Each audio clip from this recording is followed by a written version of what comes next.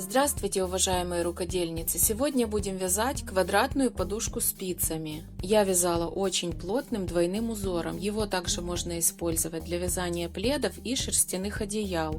Для начала необходимо будет связать этим узором небольшой образец, для того, чтобы определить плотность вязания и рассчитать необходимое количество петель для всего изделия. Раппорт узора состоит из 6 петель в ширину и 8 рядов в высоту. Для образца набираем количество петель кратное 6, то есть такое количество, которое делится на 6 без остатка, например 18, плюс еще 3 дополнительные и 2 кромочные петли, в сумме 23. Набираем петли обычным классическим способом. Я набрала 23 петли, одну спицу вытягиваю и продолжаю вязание. Короткую нить я оставляю, она мне больше не нужна. Вязать буду длинной ниткой. Первая петелька у нас кромочная, мы ее снимаем не провязывая, то есть переносим с левой на правую спицу. Дальше до конца ряда будем чередовать 3 петли, одну изнаночную, одну лицевую и снова одну изнаночную. Изнаночная, лицевая, изнаночная, снова изнаночная, лицевая, изнаночная. То же самое повторяем до конца ряда. Я провязала первый ряд до конца и осталась одна петелька, ее мы провязываем изнаночной. В каждом ряду последнюю петлю мы будем провязывать изнаночной. Переворачиваем вязание и будем вязать второй ряд. Первая петля у нас кромочная, мы ее снимаем не провязывая. Кромочную петлю во всех последующих рядах мы будем снимать не провязывая. Дальше вяжем поочередно 3 петли. Лицевая, изнаночная, лицевая. То же самое повторяем до конца ряда. Лицевая, изнаночная, лицевая. В конце ряда, как обычно, делаем одну изнаночную петлю. Переворачиваем вязание и переходим на третий ряд. Первую кромочную петлю мы не провязываем, переносим на правую спицу. Дальше переводим рабочую нить перед вязанием. И снимаем первые 3 петли, не провязывая. 1, 2, 3. Мы перенесли 3 петли с левой на правую спицу, не провязывая. Теперь будем вязать 3 петли подряд. Первая изнаночная, вторая лицевая, третья изнаночная. Снова переводим нитку в переднее положение и снимаем 3 петли, не провязывая. 1, 2, 3. Теперь вяжем 3 петли подряд. Изнаночная, лицевая, изнаночная. Снова переводим нитку в переднее положение и снимаем 3 петельки, не провязывая. 1, 2, 3. Все то же самое повторяем до конца ряда. И последнюю петельку в каждом ряду мы всегда вяжем изнаночной. Переворачиваем вязание и приступаем к 4-му ряду. Первую петельку, как обычно, снимаем не провязывая. Теперь нитка остается у нас за работой, и мы снимаем 3 петельки, не провязывая. 1, 2, 3. Теперь вяжем 3 петельки подряд. Лицевая, изнаночная, лицевая. Снова снимаем 3 петельки, не провязывая. 1, 2, 3. При этом рабочая ниточка должна оставаться за работой. Все то же самое повторяем до конца ряда. 5-й ряд вяжем следующим образом. Первую петельку снимаем, это кромочная. Дальше вяжем до конца ряда только 3 петли. Изнаночная, лицевая, изнаночная. Снова изнаночная, лицевая, изнаночная.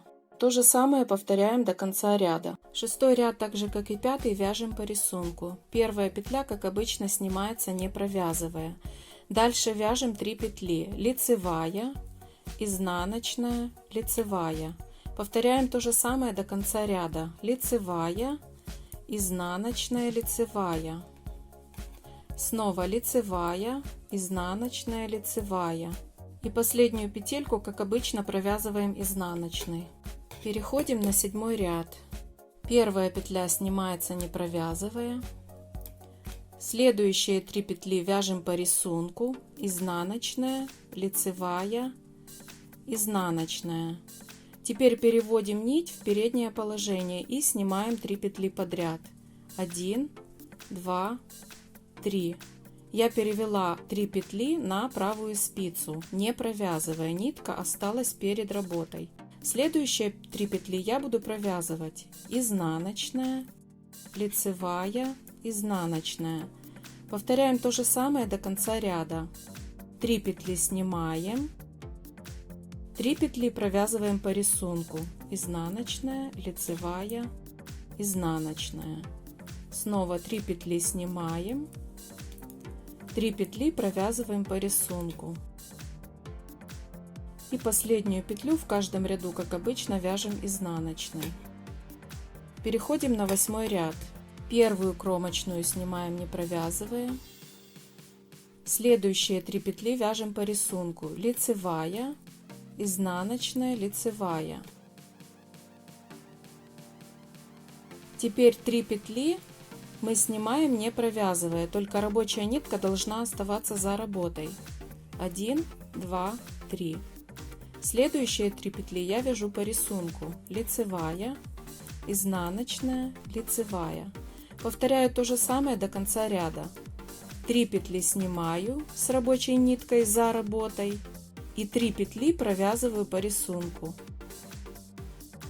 Снова 3 петли снимаю с рабочей ниткой за работой и 3 петли провязываю: лицевая, изнаночная, лицевая. И последняя петелька, как обычно, вяжется изнаночной.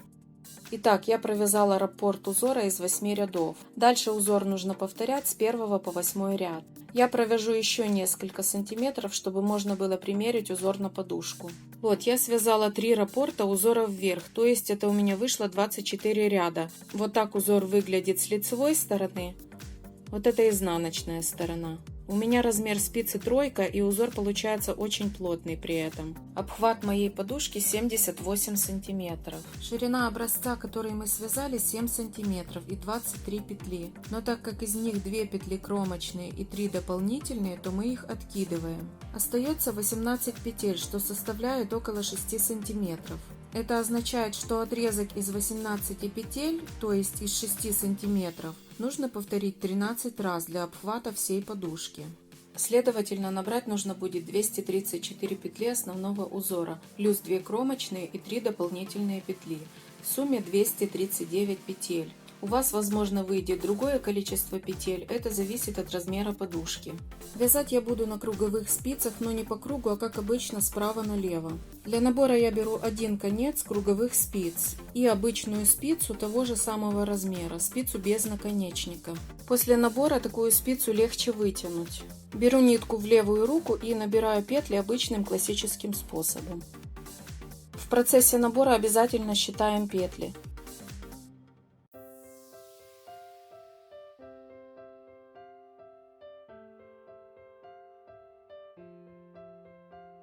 После набора еще раз пересчитываем набранные петли.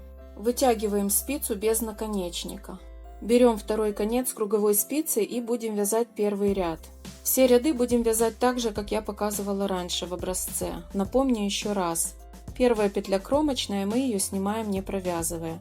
Дальше повторяем 3 петли до конца ряда.